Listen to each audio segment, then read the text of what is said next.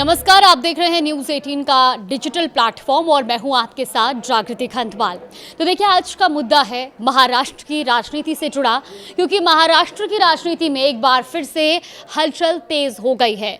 जी हां, जिस तरह से हमने पहले बात की थी टीएमसी में हो रही हलचल की, और अब इस बार महाराष्ट्र की जो राजनीति है वो दरअसल शिंदे गुट के बाद अब बदलकर उद्धव गुट से जुड़ी हुई हलचल है, जहां पर सवाल अब सिर्फ सांसदों के आने जाने का नहीं है, बल्कि सवाल है उद्धव ठाकरे की राजनीतिक ताकत, उनकी पार्टी की एकजुटता और उस साख का जिसे बचाने के लिए अब उनके सबसे भरोसेमंद रणनीतिकार मैदान में उतर चुके हैं। देखिए, कहा जा रहा है कि शिवसेना यूबीटी के कई सांसद पार्टी छोड़कर एकनाथ शिंदे के साथ जा सकते हैं। ऐसे में मुंबई से लेकर दिल्ली तक सियासी बिसात बिछ चुकी है, और इसी बीच जब संकट गहराया तो मातोश्री के दो सबसे अहम चेहरे संजय राउत और अनिल देसाई एक्शन मोड में आ गए हैं। अब सवाल ये है कि क्या उद्धव ठाकरे ने आखिरी वक्त पर गेम पलट दिया है? क्या दिल्ली से शुरू हुआ डैमेज कंट्रोल ऑपरेशन पार्टी को टूटने से बचा पाएगा? और आखिर संजय राउत के आरोपों और नंबर गेम के पीछे की पूरी रणनीति क्या है? आइए विस्तार से समझते हैं। देखिए, महाराष्ट्र की राजनीति में जब भी शिवसेना पर कोई बड़ा संकट आया तो दो नाम सबसे ज्यादा चर्चा में रहे हैं, संजय राउत और अनिल देसाई। संजय राउत वो चेहरा है जो खुलकर राजनीतिक लड़ाई लड़ते हैं, तो वहीं अनिल देसाई को पर्दे के पीछे रहकर कानूनी और संगठनात्मक रणनीति तैयार करने वाला नेता माना जाता है। अब एक बार फिर से दोनों नेताओं को फ्रंट फुट पर आना पड़ा है। दरअसल शिवसेना यूबीटी के कुल 9 लोकसभा सांसदों में से 6 सांसदों के पार्टी छोड़कर एकनाथ शिंदे के साथ जाने की चर्चा है। वहीं उद्धव खेमे की अब चिंता इससे बढ़ गई है। अगर ऐसा होता है तो ये सिर्फ सांसदों की संख्या घटाने का मामला नहीं होगा, ये सीधे सीधे उद्धव ठाकरे की राजनीतिक पकड़ और पार्टी के भविष्य पर सवाल खड़ा करेगा। और यही वजह है कि जैसे ही बगावत की आहट सुनाई दी, संजय राउत और अनिल देसाई मुंबई से दिल्ली पहुंच गए। अब दिल्ली में उनका मकसद साफ है, डैमेज कंट्रोल, कानूनी विशेषज्ञों से सलाह, संभावित सहयोगियों से बातचीत और विरोधियों की रणनीति का जवाब तैयार करना। लेकिन दिल्ली पहुंचने से पहले ही संजय राउत ने अपना पहला बड़ा दांव चल दिया है। उन्होंने ये आरोप लगाया कि शिवसेना यूपीटी के सांसदों को पाला बदलने के लिए 15-15 करोड़ रुपए तक के ऑफर दिए जा रहे हैं। अब सोशल मीडिया पर संजय राउत ने ऐसे चौंकाने वाले और इसे एक बहुत ज़्यादा चौंकाने वाला और घिनौना कदम बताया। उनका कहना है कि राजनीतिक नज़रिए से देखिए तो ये सिर्फ एक आरोप नहीं था, ये एक संदेश था। पहला संदेश अपने सांसदों के लिए कि उनकी पार्टी जो है उनकी निगरानी कर रही है, और दूसरा संदेश जनता के लिए कि अगर कोई नेता पार्टी छोड़ता है तो उसे विचारधारा नहीं बल्कि सत्ता और पैसे का लालच खींच रहा है। और तीसरा संदेश विरोधियों के लिए कि शिवसेना यूबीटी इस लड़ाई को खुलकर लड़ने के मूड में है। तो देखिए, इसी बीच अब संभावित बगावत की खबरों के बीच एक दिलचस्प घटनाक्रम भी सामने आया, जहां यूबीटी सांसद राजाभाऊ वाजे ने साफ कहा कि वो कहीं नहीं जा रहे हैं और उद्धव ठाकरे के साथ है। उन्होंने तो ये भी कहा कि वो संसदीय समिति की बैठक के लिए दिल्ली आ रहे हैं। यानी जिन सांसदों के बारे में अटकलें लग रही थी, उनमें से कुछ नेताओं ने खुलकर पार्टी के साथ खड़े होने का दावा किया है, और यहीं से शुरू होता है पूरा नंबर गेम। दरअसल शिवसेना यूबीटी के पास लोकसभा में कुल 9 सांसद हैं। राजनीतिक गलियारों में चर्चा इस बात की है कि अगर किसी तरह का बड़ा बदलाव होता है तो उसके लिए कम से कम 6 सांसदों का एक साथ आना जरूरी होगा।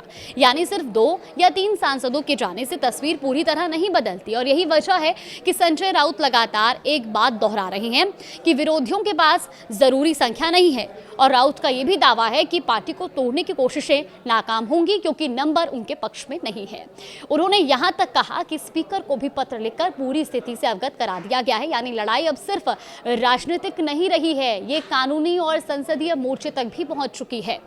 अब जरा मातोश्री की उस बैठक को समझते हैं जिसने पूरे घटनाक्रम को और ज्यादा दिलचस्प बना दिया। दरअसल बैठक में 9 में से सिर्फ 4 सांसद पहुंचे थे, जबकि 5 सांसद गैर हाजिर रहे। अब गैर हाजिरी के अटकलों को हवा दी। कहा जाने लगा कि पार्टी में टूट लगभग तय है, लेकिन बाद में जिन सांसदों पर सबसे ज्यादा संदेह जताया जा रहा था, उन्होंने भी ये साफ कहा कि उनका एकनाथ शिंदे से कोई संबंध नहीं है। और यहीं पर उद्धव खेमे को राहत मिलती दिखी, क्योंकि अगर 9 में से 4 से कम 4 सांसद अगर मजबूती से उद्धव ठाकरे गुट के साथ खड़े रहते हैं तो कथित ऑपरेशन टाइगर को अंजाम देना आसान नहीं होगा। यानी जो कहानी कुछ घंटों पहले तक बड़े टूट की दिखाई जा रही थी, अब उसमें नंबर गेम में में उलझकर रोकने की कोशिश की जा रही है और यही संजय राउत की रणनीति का अहम हिस्सा भी माना जा रहा है। लेकिन सिर्फ नंबर ही नहीं, नैरेटिव की लड़ाई भी उतनी ही अहम है, क्योंकि दिल्ली पहुंचते ही संजय राउत ने मीडिया के सामने बेहद आक्रामक रुख अपनाया।